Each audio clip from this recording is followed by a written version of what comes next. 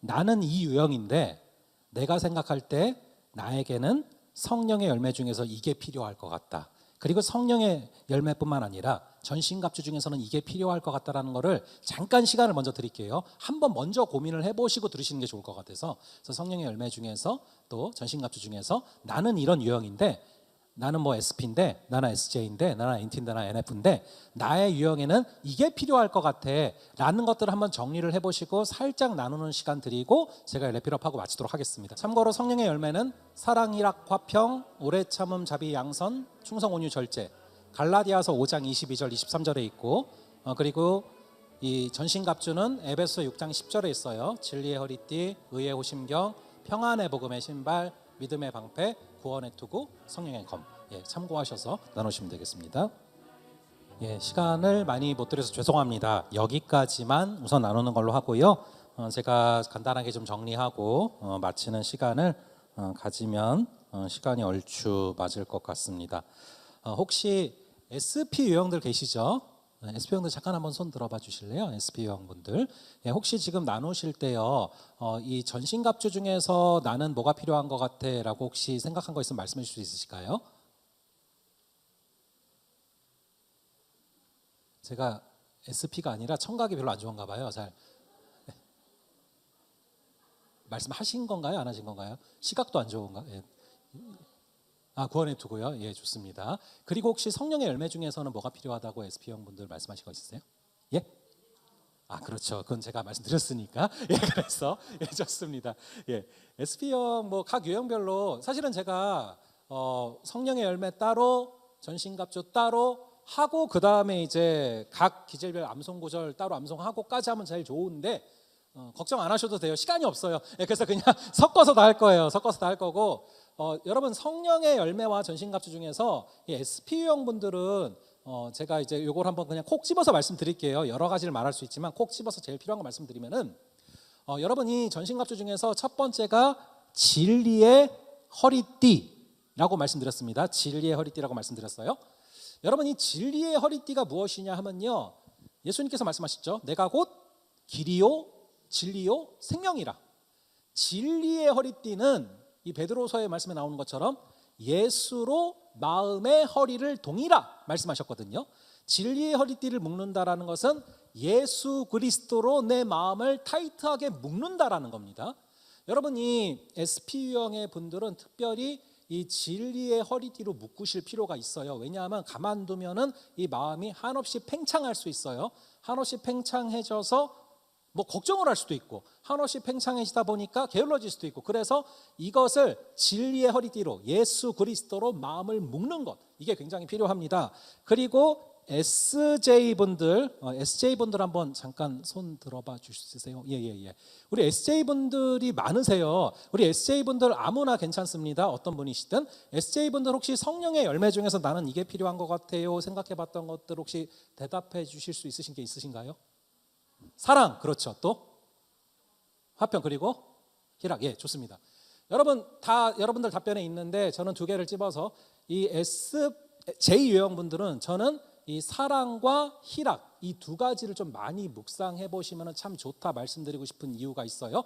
왜냐하면은 SJ분들은 굉장히 모범적으로 FM적으로 신앙생활을 잘 하시는데, 제가 아까 말씀드린 것 중에 다소 SJ분들은 조금은 이렇게 의무감으로 율법적으로 하실 수 있으실 위험성이 있기 때문에 이 희락의 열매에 대해서 굉장히 많이 묵상을 하셔야 되고, 그 희락을 주셔서 그 기쁨으로 이 섬김을 감당케 하여 주시옵소서, 이거를 잘 붙잡으셔야 될 필요가 있고, 여러분 이 사랑의 굉장히 중요한 특징 중에 하나가 이타적인 거예요. 그래서 제가 이제 공부했던 그 폴 스티븐슨 교수님께서는 사랑의 반대말이 음행이라고까지 강조를 합니다. 음행이 이기적이라는 거예요. 남의 가정 깨지든 말든. 근데 사랑은 이타적이다. 그래서 여러분 이 이타적인 사랑에 대해서 많이 기도를 하실 필요가 있고요. 우리 NT분들이 또 계실 거예요. 우리 NT분들이 계실 것인데, 우리 NT분들 한번 잠깐 손 들어봐 주실 수 있으신가요? NT분이 그리고 또 거기 계시죠? 우리 NT분들 같은 경우는요, 여러 가지 중에서 혹시 여러분들 이 성령의 열매 중에서 어떤 것들을 생각해 보셨어요? NT분들. 예, 충성. 예, 그리고 예, 사실은 NT분들은 충성의 열매를 물론 주셔서지만 이거를 강구를 특별히 안 해도 충성을 이미 하고 계실 확률이 굉장히 높은 기질이거든요. 근데 이제 저는 이제 NT분들한테는 그거를 좀 많이 강조를 해요. 이 화평에 대한 것들. 사랑이랑 화평 중에서 이 화평을 많이 성령께서 열매로 부어 주셔서 이 주변 사람들과 굉장히 이렇게 화평을 이루면서 가시면 훨씬 더 좋으실 수 있다라는 것들을 강조를 많이 합니다. 그리고 우리 NF 분들 한번 잠깐 손 들어봐 주실 수 있으신가요? 우리 NF 분들, 예, 그렇죠? 예, 많이 계시죠? 우리 NF 분들 같은 경우는 혹시 성령의 열매 중에서는 어떤 것들을 주로 답변하셨어요? 나한테 필요한 것으로? 예, 절제. 그리고 예, 다. 아, 죄송합니다. 자비. 예, 그리고 예, 그 정도. 예, 잘 답변해 주셨고요. 저는 우리 NF 형 같은 경우는 여러분 이 성령 열매가 9가지 아닙니까? 사랑이라 화평은 하나님과의 관계 가운데 나와야 되는 열매. 오래 참음, 자비, 양선은 사람들과의 관계 가운데 나와야 되는 열매. 충성, 온유, 절제는 나와의 관계 가운데 나와야 되는 열매거든요. 근데 특별히 우리 NF 분들은 이 나와의 관계 가운데 나와야 되는 열매인 충성과 온유와 절제를 놓고 간절히 기도를 하셔야 돼요. 왜냐하면은 아까 제가 요 감정적인 부분들을 좀 말씀드렸잖아요. 감정의 부분들.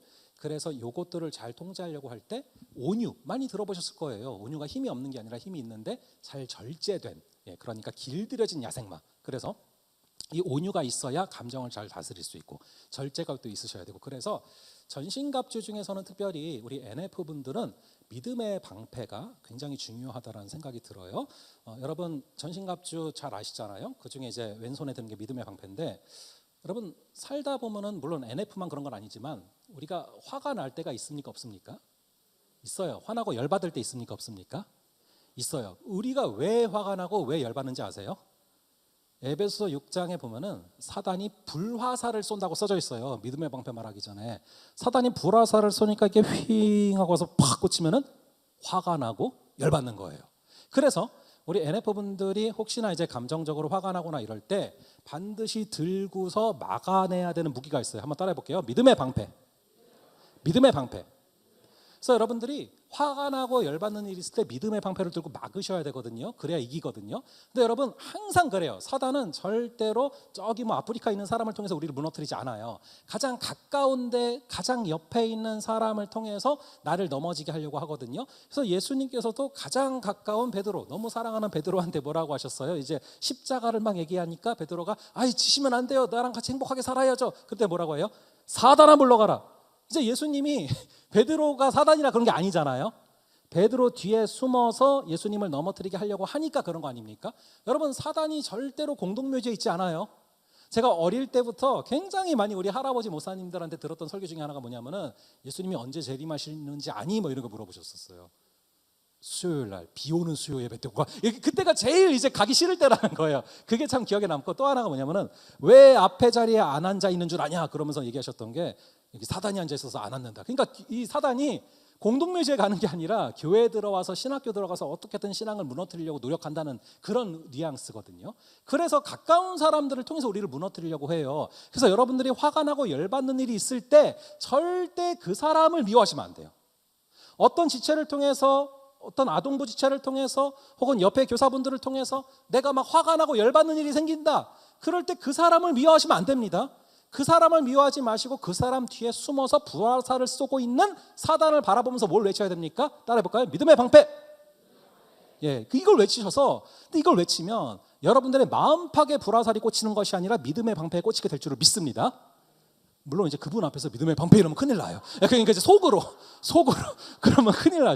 예, 속으로. 그래서 여러분들이 믿음의 방패를 외치면서 그걸 막아내셔야 돼요. 막아내셔야 돼요. 그래야 감정적으로 상하는 일이 생길 때 이걸 막아낼 수 있고, 믿음의 방패는 정말 중요한 게, 여러분 방패를 딱 들고 있어요. 아무리 들고 있어도 뒤에서 쏘면 어떻게 돼요?